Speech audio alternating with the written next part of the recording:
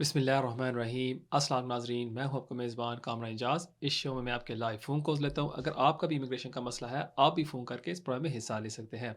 Programme का number अभी आपके स्क्रीन के नीचे आ रहा है, 0203-475-1718 पर आप कॉल कर सकते हैं और उम्मीद है कि आपको ऐसी एडवाइस दी जाएगी जो आपके लिए फ़ायदेमंद साबित होगी।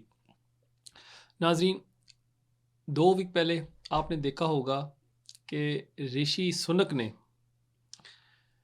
एक नया बिल अनाउंस किया है। यह बिल बहुत जल्द एक्ट ऑफ पार्लियामेंट बन जाएगा, इसको एक लॉ बना दिया जाएगा और ये बहुत ही सख्त है। बल्कि इतना सख्त है कि एक जो प्रेजेंटर थे बीबीसी के, उन्होंने इस बिल को क्रिटिसाइज़ किया और फिर बीबीसी ने उस प्रेजेंटर को सस्पेंड कर दिया। जब सब प्रेजेंटर स्ट्राइक पर चले गए, फिर बीबीसी ने माफ़ी मांगी और उसको वापस वो ले आए। और उसका ये कहना था कि जो यूके है वो जर्मनी की तरह हो रहा है। जब जर्मनी 1930s में यहूदियों को बाहर निकाल रही थी जर्मनी से कि अगर आप जर्मन नहीं हैं, आप हमारी कंट्री में नहीं रह सकते, और इसी तरह यूके भी इस तरह का बर्ताव कर रही है लोगों के साथ, माइग्रेंट्स के साथ, कि अगर आप ब्रिटिश नहीं हैं, हम आपको यहाँ इस कंट्री में नहीं चाहते। पिछले 2 वीकों में मैं सब वीडियोस ऑनलाइन देख रहा था और मैंने एक वीडियो नहीं देखी जहाँ इस बिल को डिस्कस किया जा रहा था तफसील में। I saw not even one video.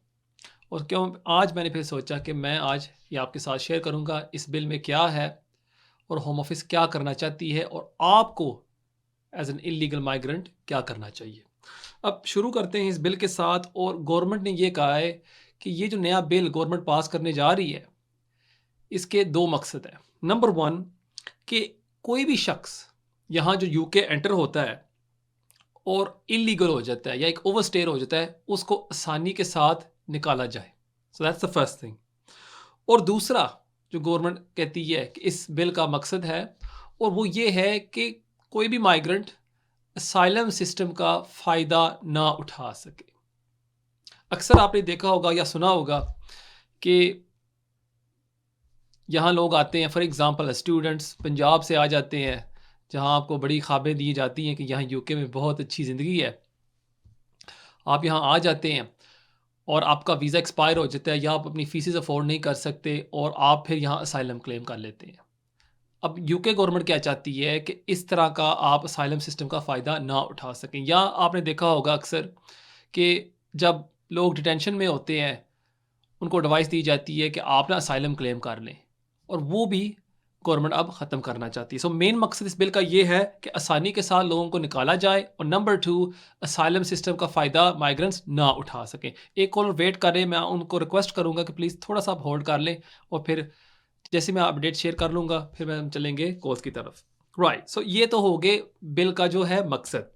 अब इस बिल पर होम ऑफिस पर एक ड्यूटी होगी, एक फ़र्ज़ होगा कि जो लोग इलीगली यूके एंटर किया है, जिन्होंने एंटर किया है, उनको निकाला जाए, या वो लोग जो यूके एंटर हुए थे ऑन 7 मार्च 2023 या उसके बाद, या वो लोग जो एक सेफ रूट से ट्रैवल करके आए हैं और यहाँ यूके आ गए हैं। सो एक सेफ थर्ड कंट्री से। सो फॉर एग्जांपल, अगर मैं एक पाकिस्तानी नेशनल हूँ, मैं लारी के थ्रू पाकिस्तान से जाता हूँ ईरान, ईरान से मैं जाता हूँ फ्रांस, एंड फ्रांस से मैं यहाँ आ गया हूँ यूके।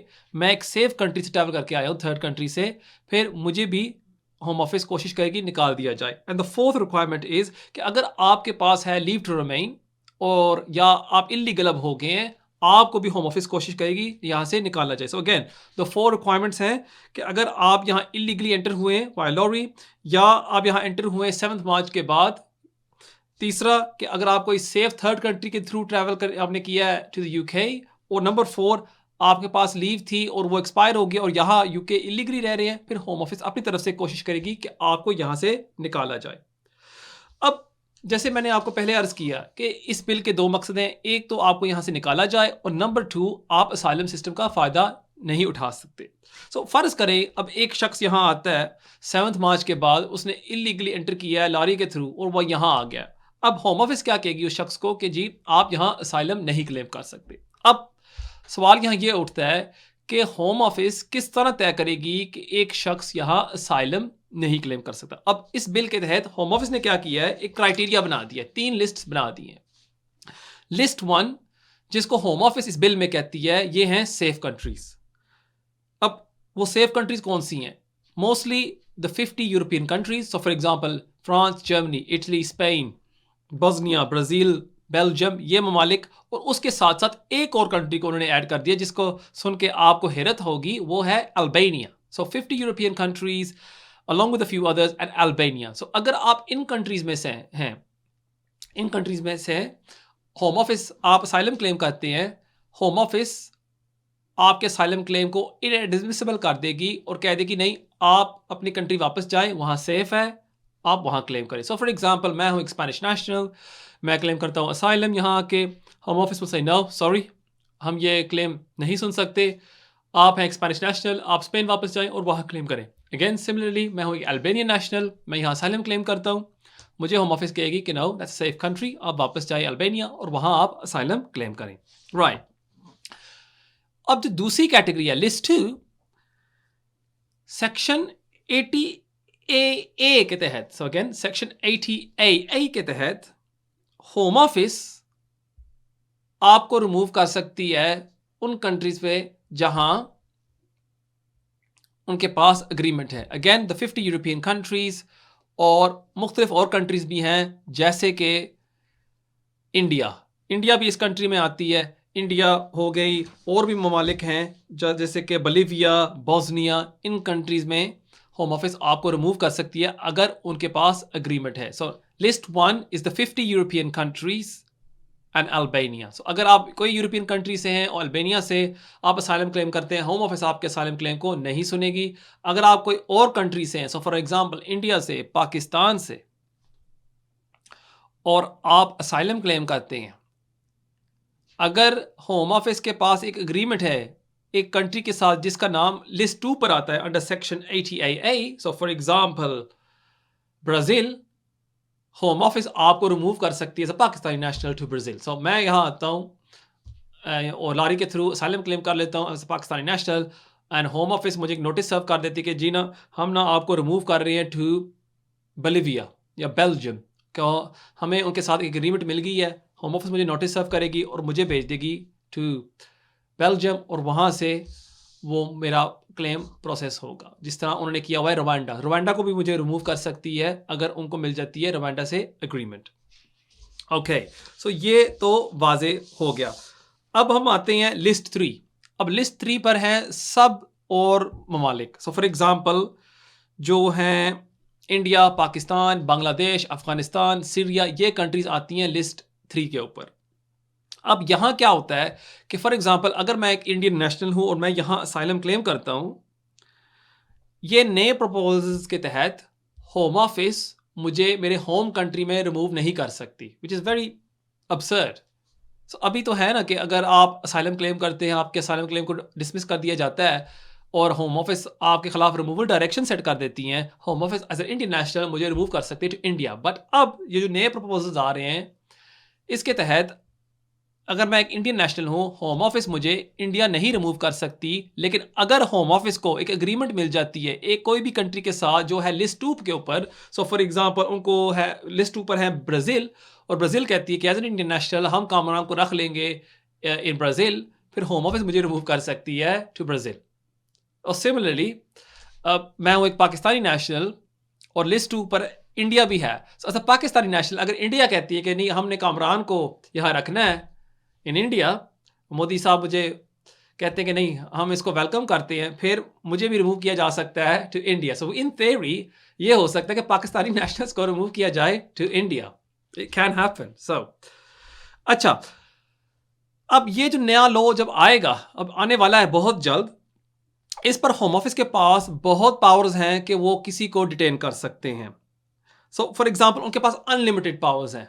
वो अगर चाहें आपको 1 मंथ के लिए रख सकते हैं, 2 मंथ्स के लिए भी रख सकते हैं, अगर चाहें वो 6 मंथ्स के लिए भी आपको रख सकते हैं।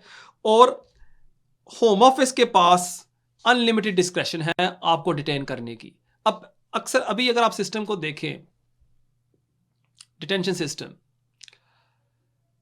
अगर कोई शख्स डिटेंशन में है 2-3-4 मंथ्स, हम एक जुडिशियल रिव्यू की एप्लीकेशन कर देते हैं जहां जज एप्लीकेशन को देखता है और हम आर्ग्यू करते हैं कि देखें इस शख्स को बहुत टाइम हो गया है, इसका एक एप्लीकेशन पेंडिंग है, it's a barrier to removal, it's unlawful कि ये शख्स डिटेंशन में है, और फिर जज डिसाइड करता है। लेकिन जो नए पावर्स होम ऑफिस लेके आ रही है, नहीं, होम ऑफिस के ऊपर है वो कितना टाइम एक शख्स को रखना चाहती है डिटेंशन में, इट्स अप टू देम।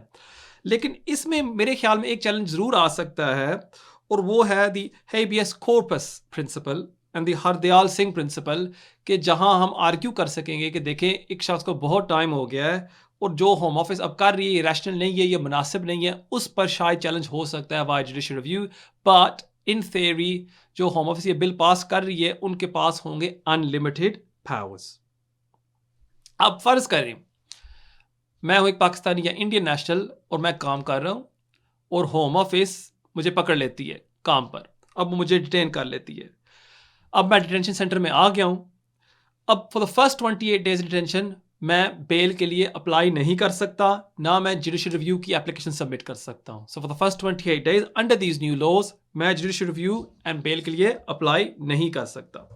उसके बाद होम ऑफिस क्या करेगी, वो मुझे एक नोटिस सर्व करेगी कि जी हम ना आपको रिमूव कर रहे हैं to Rwanda, to Brazil, to India, हमें एग्रीमेंट मिल गई है इस कंट्री के साथ एंड हम आपको वहाँ रिमूव कर रहे हैं। अब यहाँ एज ए डिटेनी आपको एक चांस दिया जाएगा कि आप सबमिशन करें होम ऑफिस को कि आपको रिमूव ना किया जाए। अब आप सबमिशन कर सकते हैं 2 ग्राउंड्स पर, और वो क्या है? नंबर 1 कि जो रिमूवल है वो आपको बहुत ही नुकसान पहुंचाएगा।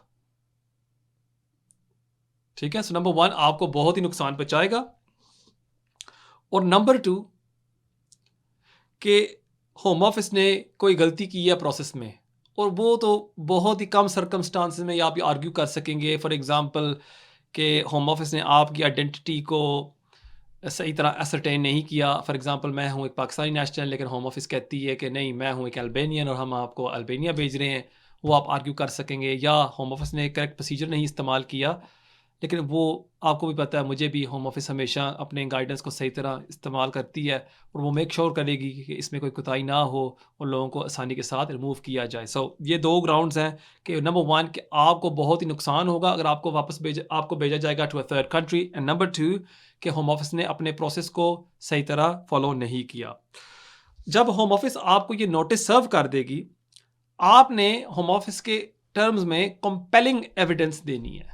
So what does compelling evidence mean? Like exceptional evidence, खास वजूहात जिस बेस पर आपको वापस ना भेजा जाए, और आपके पास होंगे डिटेंशन में 7 days, and that's quite challenging। अगर देखा जाए, फर्ज करें मुझे आज होम ऑफिस डिटेन कर लेती है और 2-3 दिन बाद ये नोटिस आपको सर्व कर देती है।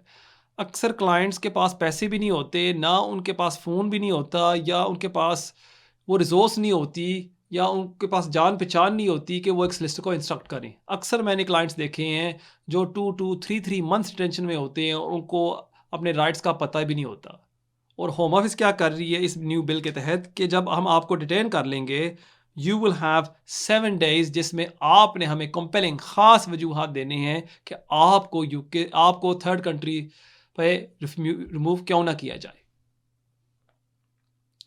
जब आप ये एविडेंस सबमिट कर देंगे, फिर होम ऑफिस के पास होंगे 4 days में जिसमें वो आपके एप्लीकेशन को डिसाइड करेगी कि आपको रिमूव करना चाहिए टू द थर्ड कंट्री या नहीं। जब आप ये सबमिशंस कर देंगे, और अगर होम ऑफिस आपके सबमिशंस को रिफ्यूज़ कर देती, जो मोस्ट लाइकली होगा इन मोस्ट केसेस, कि ज़्यादातर लोगों को, आपको भी पता है मुझे भी, कि होम ऑफिस उनको रिफ्यूज़ करेगी, वो तो चाहेगी कि लोगों को निकाला जाए, वो रिफ्यूज़ कर देती है और आपके ग्राउंड्स को, आपके एप्लीकेशन को वो सर्टिफाई कर देती है कि नहीं, आपके पास कोई राइट नहीं है, जो आपने आर्ग्यूमेंट्स लगाई हैं इसमें कोई बुनियाद नहीं बनती, इसको कहते हैं सर्टिफाइड। फिर आप जुडिशियल रिव्यू नहीं कर सकते। आपके पास एक रेमेडी होगी, और वो क्या है कि आपने अपील करना है to the upper tribunal. So not to the first stage tribunal, to the upper tribunal, और वो भी होगा पेपर्स में। सो पेपर की आर्ग्यूमेंट्स आपने देनी होगी कि देखें ये मेरे राइट्स बनते थे, होम ऑफिस ने प्रॉपर्ली कंसिडर नहीं किया, ये एविडेंस मैंने लगाया है। काफ़ी तफसील में आपने ये ग्राउंड्स बनाने होंगे और वो आप सबमिट करेंगे टू द अपर ट्राइब्यूनल, वो भी 6 दिन के अंदर।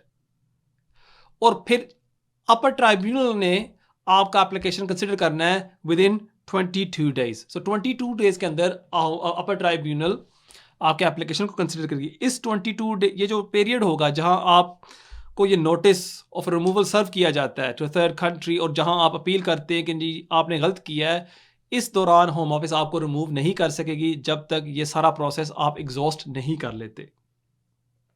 और अगर 22 डेज के बाद अपर ट्राइब्यूनल एग्री करती है होम ऑफिस के साथ कि जी हम समझते हैं कि आपके एप्लीकेशन में कोई राइट नहीं बनता, we are removing you from the UK, आप कोर्ट ऑफ अपील में एप्लीकेशन नहीं डाल सकते, there is no other remedy.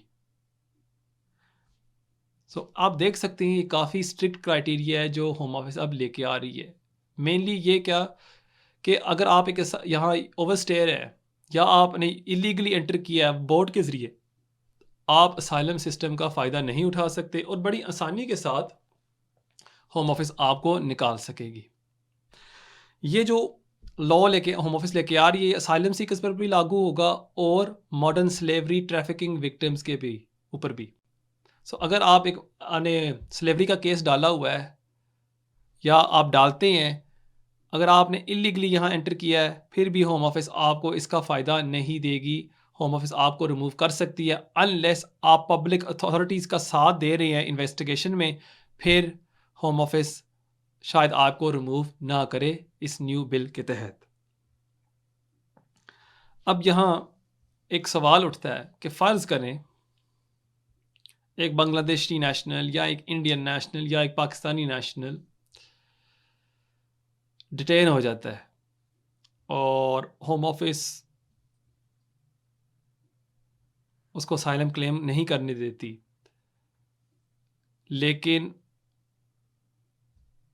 कोई भी कंट्री उसको लेने को तैयार नहीं है या होम ऑफिस उसको रिमूव नहीं कर सकती, फिर क्या होगा? अब यहाँ भी एक बहुत ही अहम बात है जो मैं आपके साथ शेयर करना चाहता हूँ। होम ऑफिस का ये कहना है कि आप अपने स्टेटस को यहाँ किसी और तरीके से रेगुलराइज नहीं कर सकते और आपके जो बच्चे हैं वो ब्रिटिश नेशनलिटी भी नहीं ले सकते under this new legislation. So for example अगर आप यहाँ एंटर हो जाते हैं, आप असाइलम क्लेम करने की कोशिश करते हैं, होम ऑफिस कहती है कि नहीं आप असाइलम यहाँ नहीं क्लेम कर सकते, लेकिन होम ऑफिस आपको रिमूव नहीं कर सकती क्योंकि उनको एक कंट्री नहीं मिली जहाँ वो आपको भेज सकते थे। फॉर एग्जांपल वो आपको पाकिस्तान तो नहीं भेज सकते, लेकिन उनको कोई थर्ड कंट्री नहीं मिली। आप यहाँ बाहर आ जाते हैं, आपकी रिलेशनशिप शुरू हो जाती है एक खातून के साथ जो है एक पाकिस्तानी नेशनल भी, आपका एक बच्चा हो जाता है और आप वेट करते 10 साल के लिए कि जब बच्चा ब्रिटिश हो जाएगा हम अपना स्टेटस रेगुलराइज कर लेंगे। इस न्यू बिल के तहत होम ऑफिस जो कह रही है कि नहीं आप इस प्रोविजन का भी फ़ायदा नहीं उठा सकेंगे। होम ऑफिस ये चाहती है, इसमें कोई चैलेंजेस आ सकेंगे लेकिन फ़िलहाल होम ऑफिस का ये कहना है कि no even children can not regularise status, आप भी अपना स्टेटस रेगुलराइज नहीं कर सकते। सो अब मेन चीज़ ये मैं आपको कहना चाहूँगा, जैसे इंग्लिश में कहते हैं ना, you rather be safe than sorry. बेहतर है कि आप अपने आप को पहले से बचा लें बल्कि बजाय बाद में आप पछताएं। और मेरा मशवरा आप सबसे ये होगा कि आप होम ऑफिस के साथ इन टच रहें, अपना एप्लीकेशन ज़रूर सबमिट करें, सॉलिसिटर से ज़रूर एडवाइस लें। पहले मैं शायद आपको कहता होता था कि नहीं वेट कर लें, देख लें, लेकिन अब मैं आप सबको ये रिक्वेस्ट करूँगा क्योंकि ये बिल बहुत जल्द इम्प्लीमेंट होने वाला है कि आप अपने सॉलिसिटर के साथ और होम ऑफिस के साथ ज़रूर इन टच रहें। इज़ वेरी इंपॉर्टेंट कि अगर होम ऑफिस आपको डिटेन कर लेती है फिर आपके पास कोई डिफेंस नहीं है, कि बहुत ही मुश्किल हो जाएगा वकीलों के लिए भी, डिटेनीज़ के लिए भी, आपके लिए भी कि आप बाहर निकलें। सो प्लीज़ मेरी एडवाइस आप सबसे ये होगी कि आप अपने सॉलिसिटर के साथ, होम ऑफिस के साथ ज़रूर इन टच रहें, एप्लीकेशन ज़रूर सबमिट करें ताकि अगर होम ऑफिस एक दिन आपको पकड़ लेती है वो आपको डिटेन नहीं कर सकती और ये नौबत आपको सामना नहीं करनी होती। So that's the main message for today. नाज़रीन, ये थी इस वीक की अपडेट। कॉल्स हम इस वीक नहीं लेंगे क्योंकि रमज़ान है, लेकिन उम्मीद है इस अपडेट से आप ज़रूर फ़ायदा उठा सकेंगे। अगर आप कोई भी एडवाइस लेना चाहते हैं मुझसे, आप मुझसे कॉन्टैक्ट कर सकते हैं ऑन 0207-183-8888, या मेरी वेबसाइट पर भी आप जा सकते हैं www.cameronandcosolicitors.com। वहाँ भी आप कंसल्टेशन बुक कर सकते हैं ऑनलाइन या इन पर्सन, अगर आप मेरे ऑफिस आना चाहते हैं, जो है Cameron and Co Solicitors, 139 Cranbrook Road, Ilford, Essex, IG1 4PU। Thank you for watching. अगले हफ्ते हमारा प्रोग्राम होगा 6 बजे। मुझे पता है अगले हफ्ते इफ्तारी होगी 7:30 बजे, सो हम प्रोग्राम शुरू करेंगे इंशाल्लाह नेक्स्ट वीक 6 o'clock। देखना ना भूलिएगा। Thank you for watching. अस्सलाम वालेकुम।